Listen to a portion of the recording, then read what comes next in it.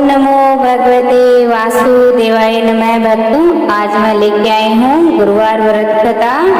विधि है इस प्रकार। इस दिन बृहस्पति महाराज की पूजा होती है। दिन में एक समय भोजन करें, पीले वस्त्र धारण करें और पीले पुष्पों को धारण करें। भोजन भी चने की दाल का होना चाहिए, ध्यान में रखना।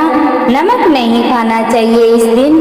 पीले रंग का फूल, चने की दाल, पीले कपड़े तथा पीले चंदन से पूजा करनी चाहिए। पूजा के पश्चात कथा सुननी चाहिए। इससे बृहस्पति जी अति प्रसन्न होते हैं तथा विद्या और धन का लाभ होता है। स्त्रियों के लिए व्रत अति आवश्यक है। इस दिन केले के गाछ की पूजा करनी बहुत ही शुभ माना गया है तथा इस प्रकार है।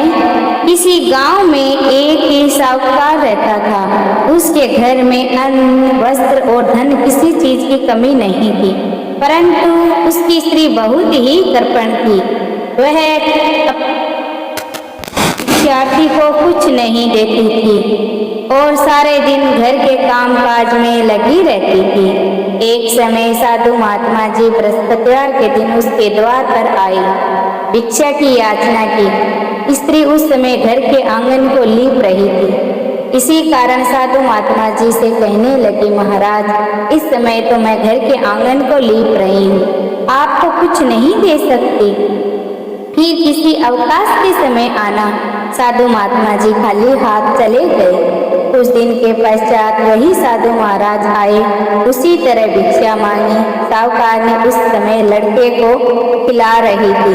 कहने लगी, महाराज, मैं क्या करूं, मुझे तो अवकाश ही नहीं है, इसीलिए आपको भिक्षा नहीं दे सकती। तीसरी बार महात्मा जी फिर आए। उसने उन्हें उसी तरह से टालना चाहा, परंतु महात्मा जी कहने लगे, यदि तुमको बिल्कुल ही अवकाश हो जाए तो क्या मुझको भिक्षा दोगी?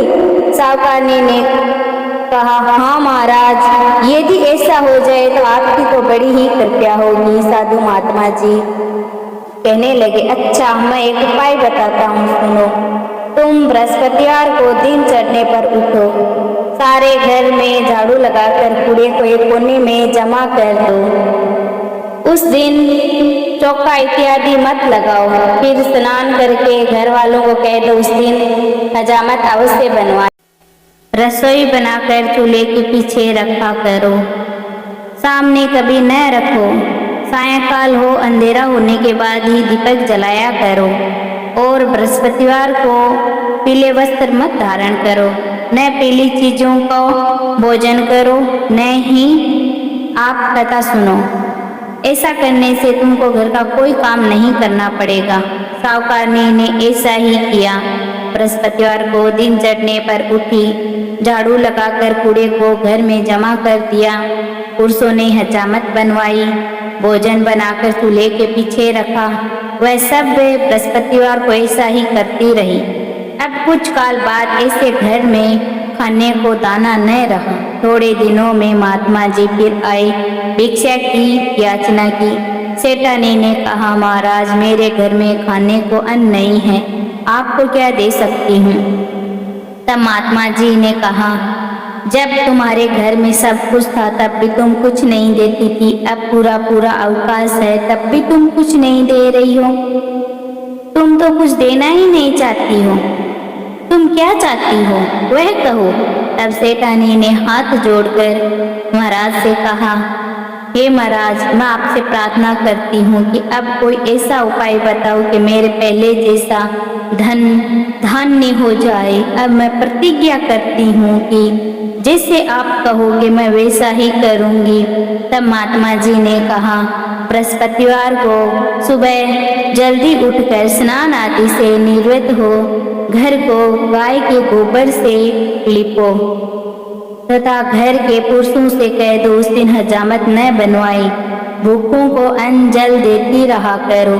ठीक सायंकाल दीपक जलाओ।